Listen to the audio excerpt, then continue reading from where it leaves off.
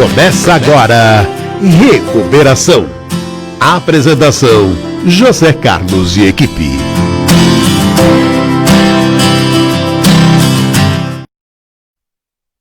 Sejam todos bem-vindos ao programa Recuperação. Nós estamos ao vivo, em tempo real, são 12 horas e 1 minuto. Meu nome é Zé Carlos, estou em recuperação. Boa tarde a todos. Boa tarde a todos. Meu nome é Paulo Campos, sou psicoterapeuta, também sou dependente químico e recuperação. Boa tarde a todos também. Boa tarde, Zé Carlos. Sou Pablo Curlandri, também sou psicólogo e também dependente em recuperação. É isso aí. Paulão, dá para você fazer a oração? Que eu estou sozinho, só está eu e Deus aqui. Está muito, tá bom, né? Muito bem acompanhado. Ótimo. A oração. Concedei-nos, Senhor, a serenidade necessária para aceitar as coisas que não podemos modificar, coragem para modificar aquela que podemos e sabedoria para distinguir uma das outras. Só por hoje funciona. O eterno só por hoje. Bem, amigos ouvintes, é com alegria que nós iniciamos mais esse programa, né? E o nosso tema aqui sempre, né? Às vezes a gente fala, não falamos sobre droga, mas é sobre droga, sobre substâncias, nome bonitinho, psicotrópico ou psicoativa, né? Que estão aí disponíveis, baratas. Nós não sabemos gerenciar o tamanho dessa coisa, desse comércio, né? De uma mercadoria muito boa, uma mercadoria que leva prazer, é igual futebol, sexo. E não precisa fazer força, você não precisa ir lá no estádio, você usou, já libera prazer e, na sequência, sofrimento. Quando vem sofrimento, a gente fala, esse daí está dependente, porque não consegue parar de sofrer.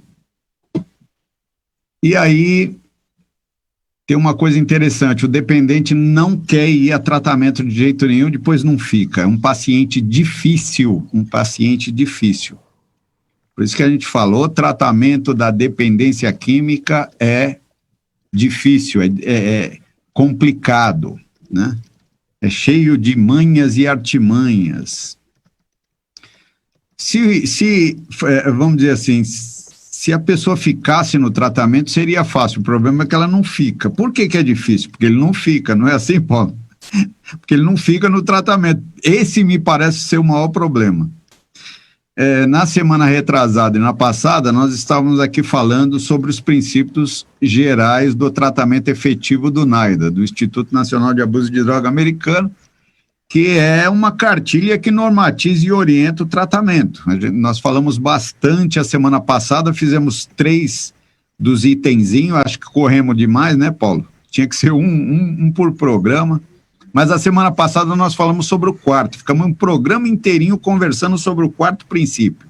E hoje, se eu tiver errado, vocês me desmintam, eu acho que esse princípio é o principal, princípio principal, é bem redundante. Por quê? Eu acho que esse é o maior problema, a questão da permanência no tratamento devido a vários motivos que nós vamos conversar hoje aqui, né? Então, nós vamos falar sobre o abandono de tratamento. E hoje nós estamos aqui com um convidado que também, nós poderíamos dizer, pode fazer parte da equipe, se quiser. Já está convidado, viu, Pablo? Obrigado. E ele é especialista no abandono de tratamento, por isso que nós convidamos ele aceitou. Se você depois quiser falar do seu trabalho, é uma tese de doutoramento, eu entrei lá no Google para dar uma olhada e fiquei abismado de ver a quantidade de informações que tem, né? Muito mais voltada para o abandono da primeira fase das comunidades terapêuticas, de ambientes mais fechados, mais protegidos, né?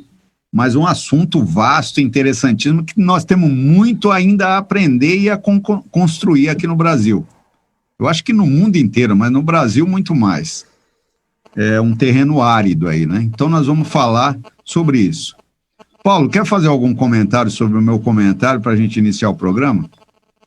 Eu quero comentar dando boas-vindas ao Paulo, né?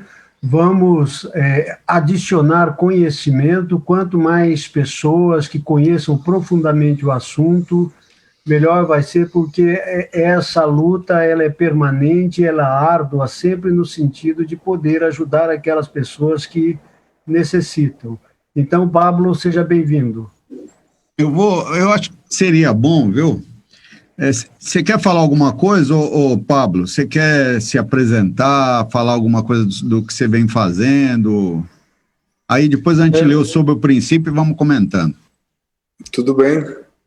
Então, obrigado de novo pela oportunidade de estar acompanhando e presente aqui no programa. Como eu disse, eu comecei como boa parte de nós, né, essa busca por conhecimento e a pesquisa, partindo do princípio do autoconhecimento e da compreensão do próprio processo, né, que é algo bastante importante, porque às vezes no início a gente aprende coisas bastante simples e básicas que são importantes, porém depois vai vendo que a coisa é mais complexa e profunda do que parece. Aí eu, depois da minha recuperação em comunidade terapêutica, fiquei atuando em comunidade terapêutica mais de 20 anos, e ao longo de todo esse tempo o que mais me deixava preocupado, o que mais me fazia sofrer como cuidador, era sempre ver as pessoas abandonando o tratamento, né? Acho que essa é uma das principais frustrações de quem está de corpo e alma tentando fazer algo pelo outro, em todos os âmbitos, né? Depois, obviamente, eu fui ver que isso se extrapola e serve para todos os tipos de cuidado, né? Não só para regimes residenciais ou comunidades terapêuticas. E aí, por outro lado, né, sempre tinha aquela carga moral que se dá à dependência química, né, de que a pessoa que abandona é frouxa, é fraca, quer usar droga, não quer nada com nada, é sem vergonha, como se o único fator determinante para conseguir manter a pessoa em tratamento ou em recuperação fosse única e exclusivamente a própria vontade. E duvidando disso, eu fui pesquisar, né, o que de fato fazia, né, com que as pessoas se mantivessem ou não em tratamento, e a partir disso, então, sim, eu fiz, né, a minha monografia de conclusão de curso com esse tema, meu mestrado e meu doutorado, tudo focando, né, na compreensão desse fenômeno que é conseguir manter a pessoa, né, envolvida com o processo, porque a gente sabe que os programas, tem muitos programas que na teoria funcionam desde que a pessoa fique, né? Então o segredo é que fique, né? É isso aí, vamos fazer um bate-bola aqui, super tranquilo. O Paulo tomando um chimarrãozinho dele. Paulo, quando você, com a experiência clínica que você tem aí, 30 anos trabalhando só nisso, atendendo gente, quando a gente fala de abandono de tratamento, você vai buscar na literatura, né? Você quer o quê? Você quer segurar o bagre, que é um bagre ensaboado, ele vai embora, né? Mas tem uma parte da nossa mente que fica analisando e justificando o comportamento do dependente.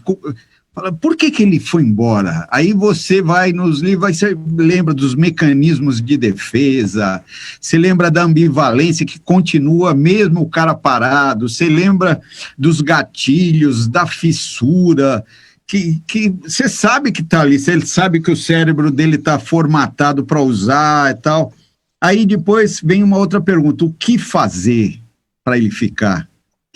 Sendo que você tem que ensinar ele, seria a mesma coisa assim, Pablo, eu vou salvar a sua vida, mas você vai fazer tudo que eu te mandar para me salvar a sua vida? Entendeu? E eles não aceitam, porque como é que você vai convencer um cérebro que não te permite, ele não te deu autorização para você entrar na alma dele? Eu gostaria que você comentasse em cima disso para a gente poder falar do princípio aqui, se a gente conseguir, né? Tá certo. Na verdade, essa angústia que permeia as recaídas, que leva ao não entendimento, à incompreensão e muitas vezes até de não aceitação de várias pessoas, ela gerou também uma angústia nos pesquisadores. Se nós formos buscar, por exemplo, Terence Gorski, né, o Theo Gorski, que deu início a parte do programa de prevenção a recaídas junto com Martin, ele observava exatamente isso. Ele questionava o seguinte: como é que pode uma pessoa, várias pessoas passam por um centro de tratamento com os mesmos profissionais, recebendo a mesma carga de tratamento, as mesmas abordagens, os mesmos conteúdos. Como há de se explicar que algumas aderem ao tratamento e vão entrar em recuperação posteriormente e outras, no meio do tratamento, se desligam, não dão satisfação, retornam aos velhos comportamentos e religam a doença ativa?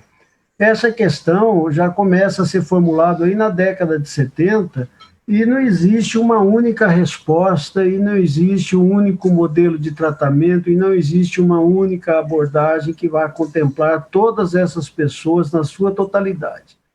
O que nós, da área, temos procurado fazer é ampliar e ofertar a maior possibilidade de instrumentais e, principalmente, tentar, de todas as formas, fazer com que a pessoa possa aderir, possa se aproximar, possa ser acolhido. Mas, ainda assim, existem teses que explicam claramente que algumas pessoas, efetivamente, não vão aderir a modelo nenhum e vão morrer. Já visto o que aconteceu o próprio Maradona essa semana. Ô, Paulo, Paulo e Pablo,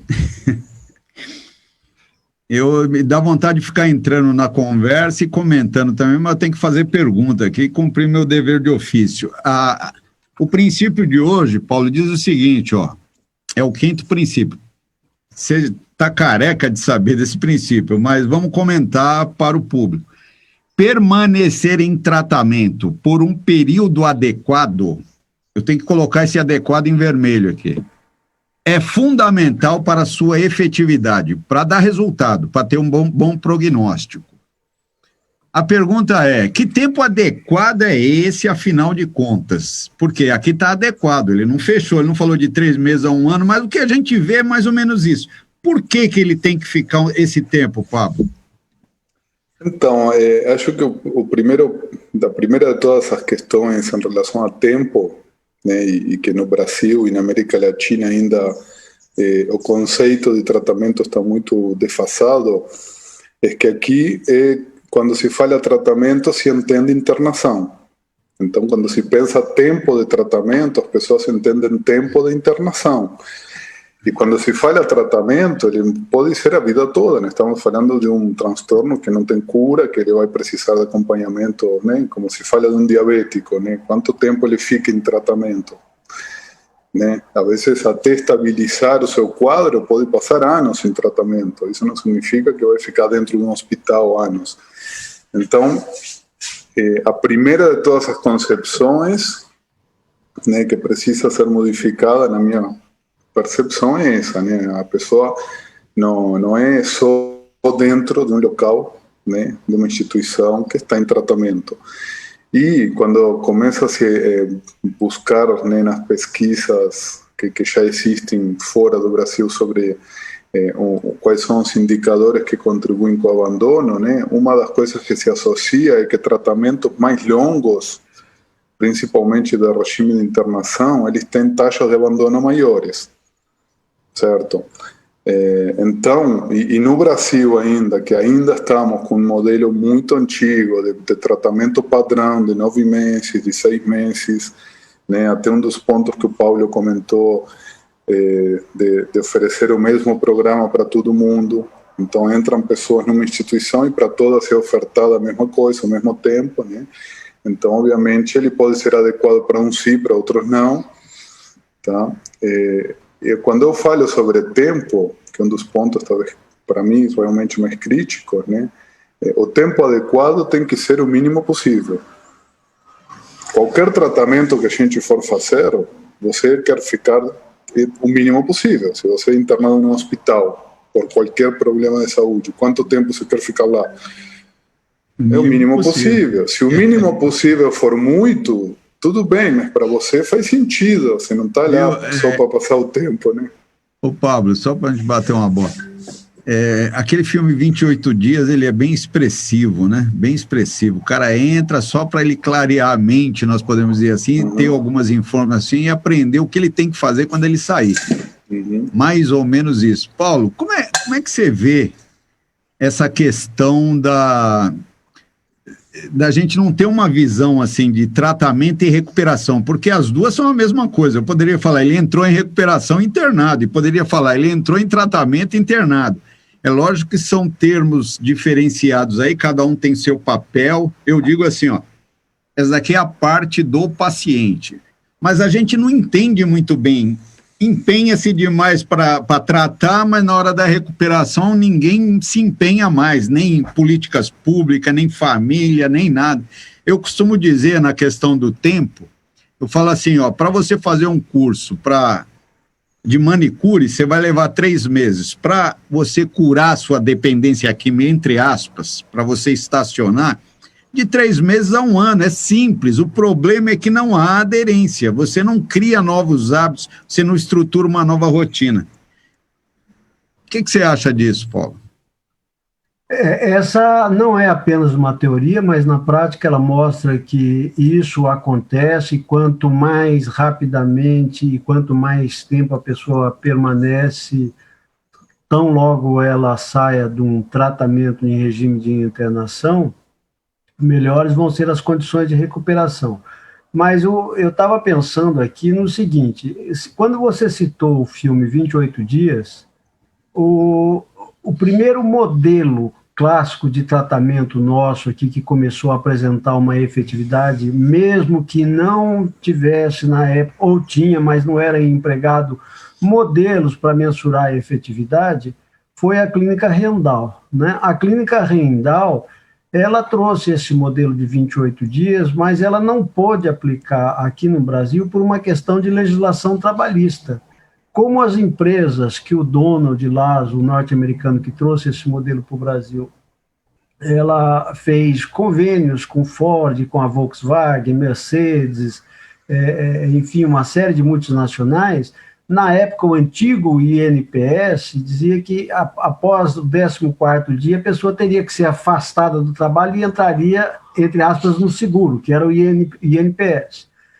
E para evitar isso, eles condensaram esse programa de 28 dias para um modelo de 14 dias. 14 dias, né? 14 dias que foi tendo, na verdade, todos os profissionais da época, o Dr. Jorge Figueiredo, o Dr. Larco, o Toshio, Diamantina, vieram dessa escola e depois foram replicando os modelos. Quem manteve o modelo e mantém até hoje é a Diamantina, que é um programa de 14 dias, mas que ele tem a mesma carga dos 28 dias, portanto, com uma intensividade maior, onde a pessoa passa o período completo do dia e parte da noite até 10, 11 horas da noite, recebendo informações, dando informações, e sempre associado aos 12 passos. E tão logo a pessoa recebe essa alta, entre aspas, dos 14 dias, que é o tratamento, ela entra no processo de recuperação através dos ambulatórios, que segue a mesma linha norte-americana, os primeiros 6 meses com frequência de 2 vezes por semana, e após isso até o 24º mês, frequência semanal. Paulo, eu acho... Diga. Eu acho que esse modelo é um modelo que tem mais efetividade, porque você encaminha depois com carimbo para os grupos e tal, quer dizer, a gente nota isso, você vai alimentar os dois lados. Mas, Pablo, vamos ao seu trabalho agora, que é fenomenal, e aqui nós vamos economizar informações para deixar para o próximo programa, né? Fazer um programa somente para trazer esse... Mas, grosso modo, assim, porque eu vi lá, pelo menos umas 20 lâminas com números e tal, muito, muito legal mesmo, muito criterioso, lógico, é uma tese de doutoramento. Mas quais são os números, assim, grosso modo, de abandono? Olha, para todos os tipos de tratamento, né? Eu pesquisei várias modalidades de tratamento, residencial, ambulatorial, medicamentoso, psicoterapêutico, né? E a média mundial de retenção é de 20% a 40%. E é interessante, um dado que é importante considerar, é que todos os tipos de tratamento que apontam para mudanças de estilo de vida e mudanças comportamentais significativas, como tratamento para diabetes, para obesidade, para hipertensão, que não exigem apenas que a pessoa frequente um ambiente hospitalar ou tome uma medicação, mas que ela modifique seu estilo de vida, todos esses tipos de tratamento eles têm uma adesão muito baixa, porque exigem, né, um investimento pessoal muito grande da parte do paciente, certo? Então, a não adesão é um problema para todas as coisas que envolvem, né, uma participação ativa da pessoa que vai se beneficiar com o processo, né? Então, esse realmente assim, é baixo, né, o nível de adesão. Quando eu comecei a pesquisar, a comunidade que eu fundei e dirigia estava dentro dessa média, né? E aí eu tinha duas opções, né? Eu disse, bom, então tudo bem, estamos na média mundial, ou não, para aí, dá para fazer algo para melhorar isso, dá para, né, dá para melhorar essa questão, né? Ô Paulo, no seu trabalho você fez uma revisão de literatura geral ou você fez algum trabalho de campo, tipo pesquisar longitudinal, alguma coisa pessoal sua? Para quê? Para saber quem é mais predisposto a... Você tem essas informações? Pessoas que estão mais predispostas a abandonar, já deu para fazer um rastreamento com inventários? Sim, então, até justamente por ser um estudo de eficácia, né, foi um estudo longitudinal com 200 pessoas em comunidade terapêutica que eu acompanhei. São 160 homens e 40 mulheres, mais ou menos, em duas comunidades, né, uma masculina e uma feminina, que eram as que eu tinha fundado e coordenava, que foram acompanhadas durante o programa e um ano após. Então foram aplicados, né, instrumentais mensalmente dentro do programa, no início, todo mês e no final. Para você ter uma ideia, eu analisei 375 variáveis dentro do estudo do doutorado para entender quais se associam mais ou menos, né? E obviamente assim, foi um estudo com 200 pessoas, que é um estudo pequeno, tá? Mas comparando outros tipos de estudo, embora não tenha muitos no mundo sobre isso, eu achei pouquíssima coisa específica de segmento de abandono, né? As pessoas costumam estudar mais o que dá certo, não o que dá errado, né? Então, mas a gente tem muito para aprender com o que dá errado. Então, mas tem algumas variáveis, né, que contribuem, mas e o De Leon já falava disso, e aí eu fui constatar isso na pesquisa. Embora existam algumas variáveis fixas que se chamam, né, como o sexo, a idade, a escolaridade, coisas desse tipo, que são variáveis estabelecidas, né, que você consegue mensurar mais facilmente, que contribuem um pouco ou muito, algumas delas, mas as principais, e foi aí que eu estudei, eu desenvolvi um instrumental para isso, que depois ia iniciar o processo de validação como instrumental científico para mensurar, que tem a ver muito mais com variáveis qualitativas, ou seja, com questões de como da percepção do processo, tá? E inclusive no final, né, quando eu começo a fazer análise dos dados e a discussão dos dados, eu sempre falo, até nos cursos, quando eu falo sobre isso, que o que eu fiz foi a versão científica do chá de Chateaubriand. Que esse é o famoso chá conhecido em todas as comunidades, né? Ô Pablo, quando a gente... Paulo, se você tiver alguma pergunta ou quiser falar a qualquer momento, viu? Que às vezes eu perco aqui eu já estou com déficit cognitivo brabo, 67 anos, né? Mas é assim, ó, olhando para o paciente, um deles, tem 300 lá, mas vamos olhar para um, Paulo. o que passa pela cabeça do dependente? Como é que você... Porque depois que a gente atende, depois que passou dos 200, cara, você tem pelo menos um padrão, pelo menos na opinião. A Terra é a morada da opinião, a opinião mais baixa a forma de conhecimento. Mas será que não dá para a gente, pelo menos, vamos dizer assim,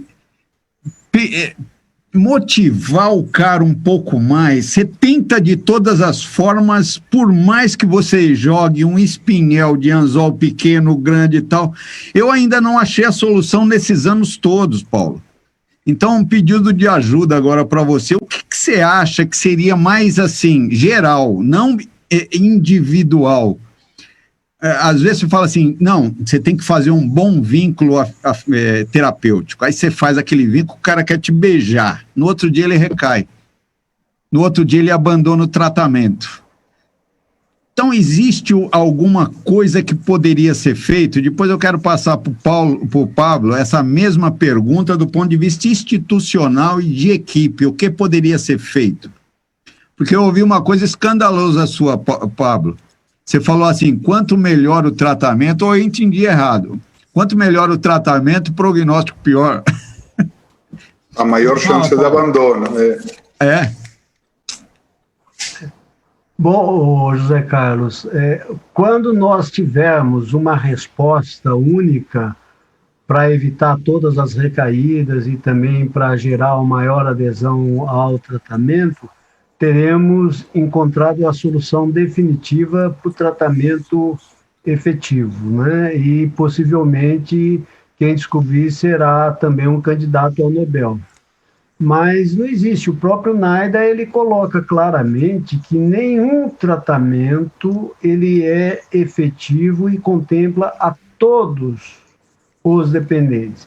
O que eu penso enquanto profissional o quanto mais nós profissionais pudermos adicionar em termos de conhecimento e ofertar isto às pessoas que necessitam e que nos buscam, melhor nós vamos, obviamente, estarmos aparelhados e a possibilidade de ajuda se torna também melhor e mais efetiva. Ainda assim, não existe nenhuma garantia de absolutamente uma efetividade ali que alcance números absolutos, de forma nenhuma, né? A família poderia ter uma cartilhazinha?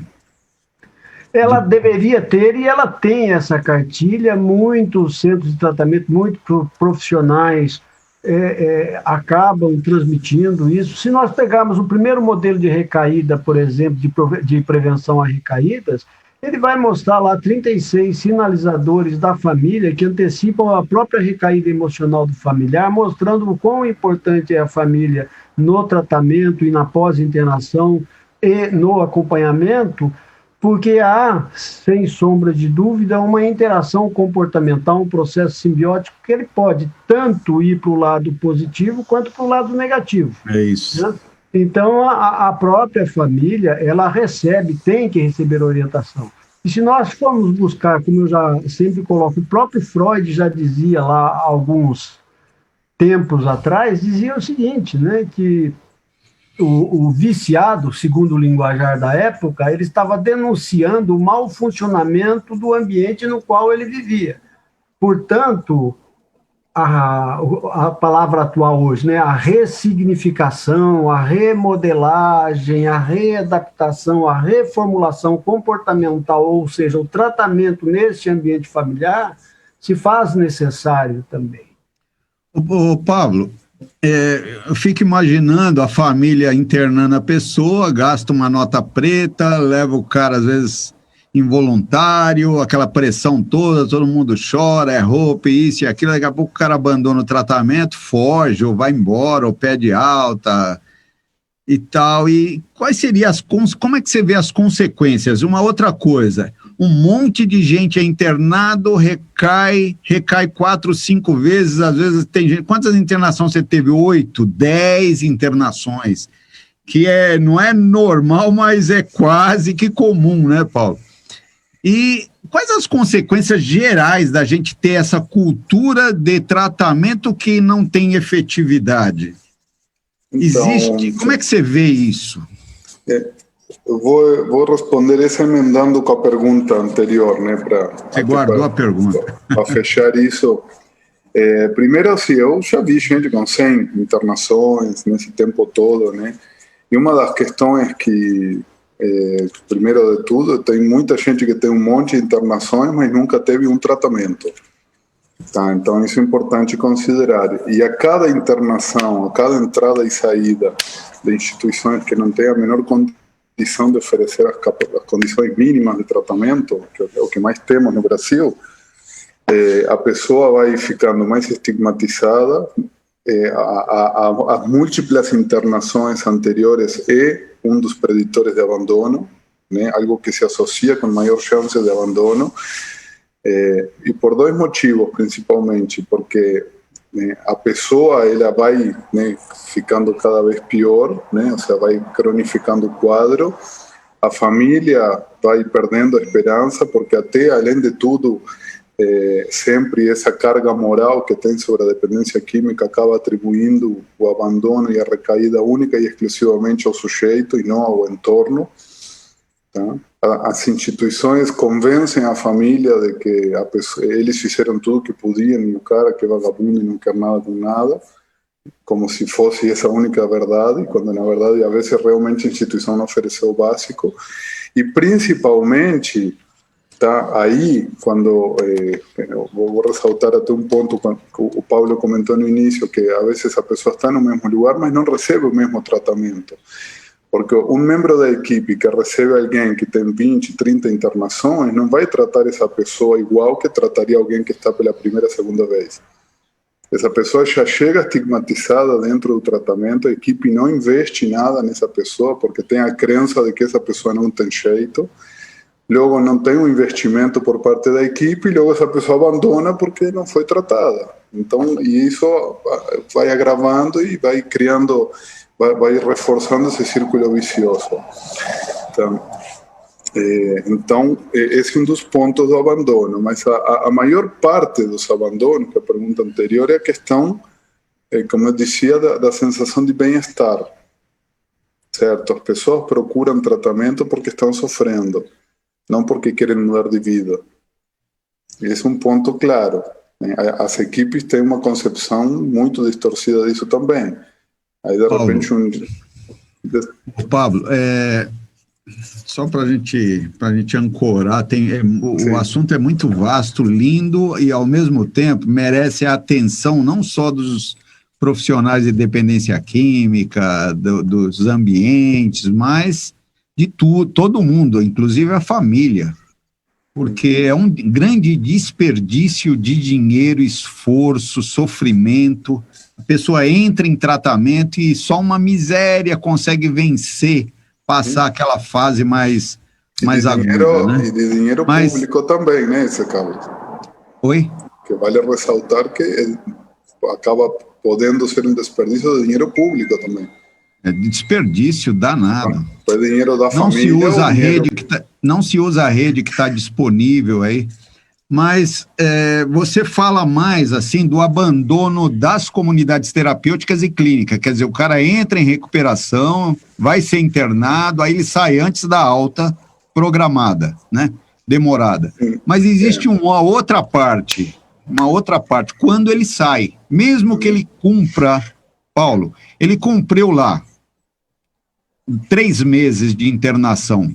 Aí ele sai rezando os 12 passos de trás para frente, foi altamente sensibilizado na clínica, com informação, aí chega na família. Quer dizer, ele volta para o meio ambiente, onde tem lá biqueiro, traficante e tal, e a gente vê que o número de recaída no pós-internação é terrível também, né? Então, como é que você vê isso? O que deveria ser feito? Vamos falar um pouco da solução, está faltando 10 minutos para a gente terminar o programa. Solução, o que nós deveríamos fazer? Existe, não uma bala de prata, mas um modelinho, aquela roda que foi inventada? Olha, o pós-tratamento com acompanhamento ambulatorial profissional, ele tem demonstrado uma efetividade. Isso é muito importante. Eu me recordo quando eu trabalhei na Goodyear, aí em São Paulo, na área de tratamento, foi-me pedido, na época, a possibilidade de abrir também um ambulatório para familiares. Eu já tinha o ambulatório para os dependentes químicos, e aí, num dia da semana, nós ampliamos e colocamos também um ambulatório para a família. Então, era uma equipe multidisciplinar, e tanto o dependente quanto a família iam a tratamento. Por tratar-se de um ambiente de trabalho profissional, havia algumas exigências, entre elas a frequência a grupos de ajuda mútua, Alcoólicos Anônimos e também a Al-Anon na época. E tanto o familiar quanto o dependente, para frequentar os ambulatórios da empresa e para manter o seu trabalho, ele era obrigado.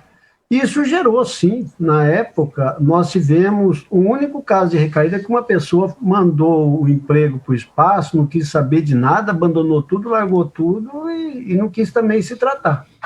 E abandonou o próprio emprego. Mas o restante, que na época 172 pessoas, todas foram ao tratamento, todas aderiram ao tratamento e muitas você conhece até hoje, porque naquela época nós alimentávamos grupos de alcoólicos anônimos no seu entorno.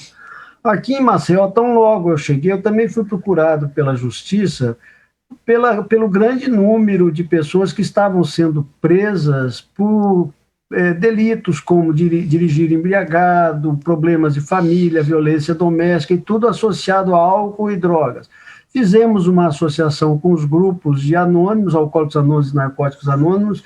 Essas pessoas, agora na pandemia, o AA me mandou agora um relatório pedindo uma intervenção aqui para que a Justiça também mandasse os panfletozinhos para carimbar nos grupos de anônimos que estão chegando no AA sem o papelzinho de frequência, por falta de papelzinho, porque está mandando gente no grande volume. Então, também tem uma efetividade. Ô Paulo, esse modelinho se perdeu, o que aconteceu, Pablo? Nós temos medo de forçar o ser humano, o que é direitos humanos do dependente químico? Nós não podemos fazer nenhum tipo de forçamento. O que a gente nota é que há bom prognóstico para quem está trabalhando e o patrão fala assim, ó, você vai se tratar, se você não for se tratar, você está demitido, aí há melhores resultados para quem está empregado. Quando o cara bate o carro, coisas assim, atropela alguém, a justiça restaurativa obriga ele aí, a efetividade também é maior. Por que nós não montamos uma rede um pouco mais de forçamento na recuperação?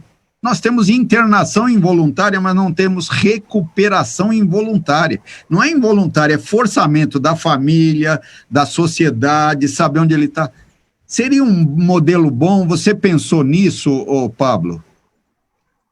Olha, partindo da base de que a mudança comportamental que existe na dependência química, ela precisa ser de dentro para fora, é algo que não dá para forçar.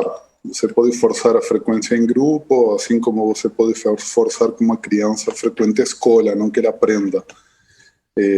Então, modelos que inserem a pessoa num processo através de algum tipo de coerção ou de forçamento, ainda tem no mundo e podem ser válidos, na minha concepção, única e exclusivamente como porta de entrada para o processo, mas isso não é um processo.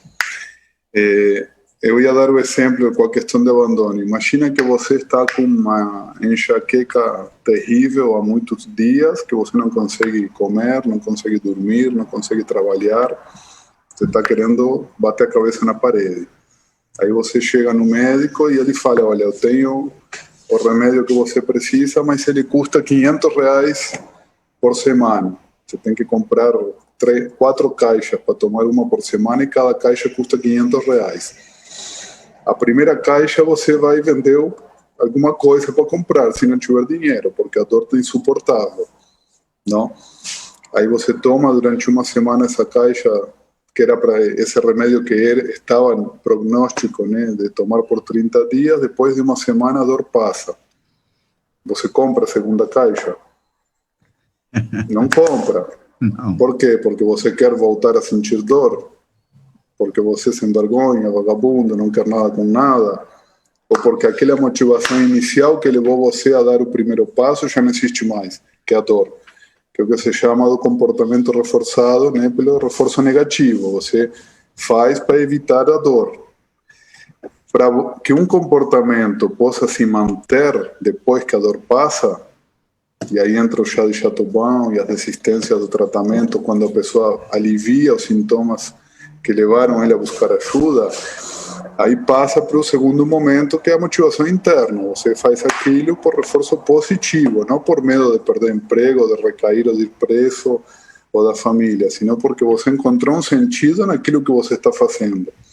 Então, só para fechar essa ideia, aí eu vejo que é onde mais falham os programas, porque entendem que é a pessoa que tem que encontrar o sentido sozinha, e a permanência não é um problema do indivíduo, e não entendem que a permanência é o primeiro objetivo da equipe, de ajudar essa pessoa a encontrar um sentido naquilo que ela está fazendo. Porque se ela não encontrar esse sentido, seja no grupo de mutua ajuda, seja no tratamento residencial, no que ela estiver fazendo, se aquilo não fizer sentido para ela, né, e não for adaptado, aí o médico chega em você e fala assim: olha, então vamos fazer o seguinte, já que diminuiu a tua dor, em vez de comprar mais 3 caixas, compra só uma o resto do mês, porque aí teu quadro mudou, e aí a gente diminui a dose, aumenta a chance que você compre? Não.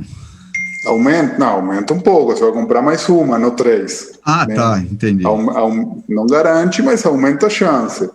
Ô, né? Pablo, só para a gente, não vamos discutir aqui, mas para a gente alinhar ou padronizar ou nivelar um pensamento. Quando eu tenho experiência, né, empírica, não é de pesquisa e nem de estimativa, mas no olho, né, daqueles que são encaminhados com carimbo, existe uma aderência maior, porque esse sentido, como você disse, pode ser a porta de entrada. Ele pode achar o sentimento de pertencimento com a vivência. Se ele for uma vez num grupo de autoajuda, como ele tem volição e arbítrio próprio, ele não volta na segunda. Nós temos estimativas de que de cada 100 pessoas, 90 não voltam na segunda reunião. Não voltam. E, no geral, ele chegou. Como é que ele chegou? Ele chegou ou de ressaca ou bebeu uma de manhã. Então, ele não está entendendo nada. Voltar na segunda, na terceira é importante. Então, o forçamento ajuda um pouco, lógico, proporcionalmente. Tem um estudo que mostra, ao invés de 3, no fim do ano, ficaria 8 se houvesse um tipo de forçamento ou apenas um ligar. Quer dizer, motivar a pessoa, né? Então, nós temos muita coisa para pensar nessa questão do abandono, viu? É um terreno escorregadio, como o Paulo falou, né? Cada caso é um caso, E nós precisaríamos de algum tipo de política pública também, né? Para olhar isso e tentar ir cercando o bagre. Pode falar. Antes de fechar, eu só queria fazer a seguinte colocação. A forma como a pessoa vai ao tratamento, ela não é tão importante como o conteúdo que ele vai receber, a forma do tratamento em si, a manutenção do tratamento e o pós-tratamento. A outra questão que nós sempre levamos em consideração quando há, entre aspas, um forçamento à pessoa a ir, é o princípio de que o tempo mínimo necessário para que o cérebro dessa pessoa possa se restabelecer, principalmente na produção de algumas químicas necessárias que vão gerar aquele equilíbrio mínimo para voltar a ter uma capacidade de julgamento crítico e, posteriormente, entender que, entre aspas, aquele forçamento nada mais é do que uma condição para a manutenção da própria saúde, enfim.